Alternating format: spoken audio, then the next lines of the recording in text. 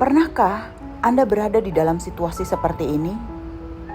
Sedang berbelanja di supermarket, lalu tiba-tiba anak menangis.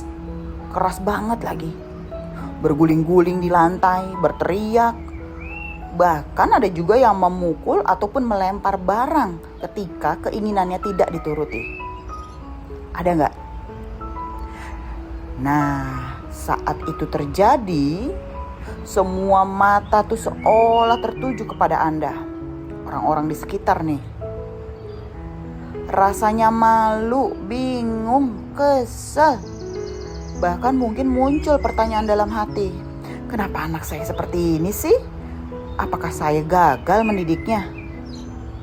Kok gini amat ya? Banyak pertanyaan-pertanyaan dalam hati. Jika Anda pernah mengalami hal tersebut, Anda tidak lagi sendirian kok. Tenang saja. Karena tantrum adalah salah satu tantangan yang paling sering dialami oleh orang tua.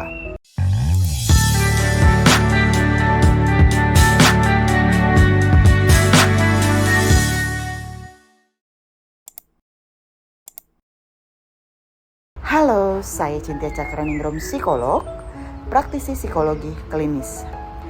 Dan ada satu pengalaman yang benar-benar mengubah cara saya memahami tantrum pada anak.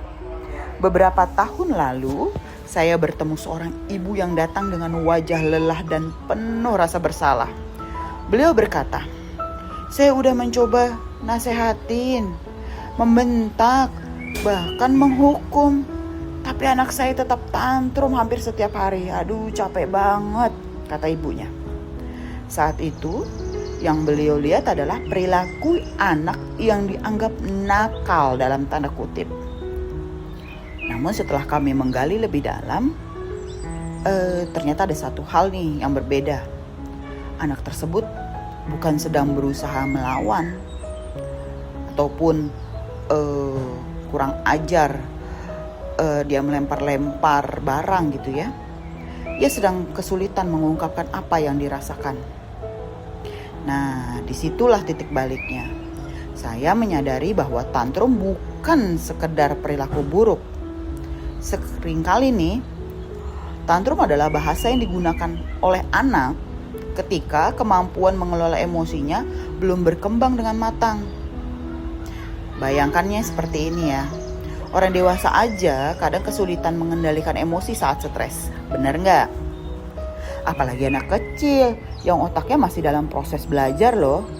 Memahami rasa kecewa, rasa marah, takut, frustasi. Itu dia dalam proses belajar. Lalu gimana sih cara mengatasinya? Langkah pertama, jangan langsung bereaksi dengan kemarahan. Karena ketika anak sedang tantrum, bagian emosinya pun sedang mengambil alih. Nasihat yang panjang banget atau bentakan yang biasanya justru membuat situasi semakin buruk, itu bisa bikin berantakan. Sebaliknya nih, cobalah tetap tenang, turunkan nada suara, pastikan anak berada di tempat yang aman dan nyaman. Lalu bantu si anak menamai emosinya. Misalnya, kakak sedang marah ya, karena tidak boleh membeli mainan ya. Nah, emosi yang tadi kita kasih nama marah, itu kita bantu si anak. Karena anak gak tahu tuh teriak-teriak itu apa namanya. Kita yang bantu si anak memberi nama. Oh, yang kayak tadi itu namanya marah, gitu ya. Kalimat sederhana seperti ini membuat anak merasa dipahami. Nah, ketika anak merasa dipahami, intensitas emosinya perlahan mulai menurun. Langkah berikutnya adalah tetap konsisten pada batasan yang sudah dibuat. Memahami perasaan anak bukan berarti selalu memenuhi keinginannya loh ya. Kita bisa menerima emosinya tanpa harus mengabulkan semua permintaannya. Menariknya, ibu yang saya ceritain tadi mulai menerapkan pendekatan ini nih di rumah. Awalnya ya gak langsung berhasil ya, semua proses itu butuh waktu. Gak bisa langsung instan seperti masak mie. Tetapi setelah beberapa minggu, frekuensi tantrumnya mulai berkurang. anak menjadi lebih mudah diajak komunikasi, dan yang paling penting hubungan antara si anak dengan si ibu jauh lebih hangat. Nggak lagi dipenuhi pertengkaran, teriak-teriak, heboh setiap harinya. Karena sebenarnya di balik setiap tantrum ada kebutuhan emosional nih yang sedang berusaha disampaikan oleh anak. Ketika orang tua mampu melihat pesan di balik perilaku itu, tantrum bukan jadi musuh besar orang tua, tetapi menjadi kesempatan untuk membantu anak belajar mengenali dan mengelola emosinya. Nah, kalau saat ini anak Anda sedang berada di fase sering tantrum, jangan langsung menyalahkan diri sendiri ya. Setiap anak sedang belajar, dan setiap orang tua pun juga sedang belajar.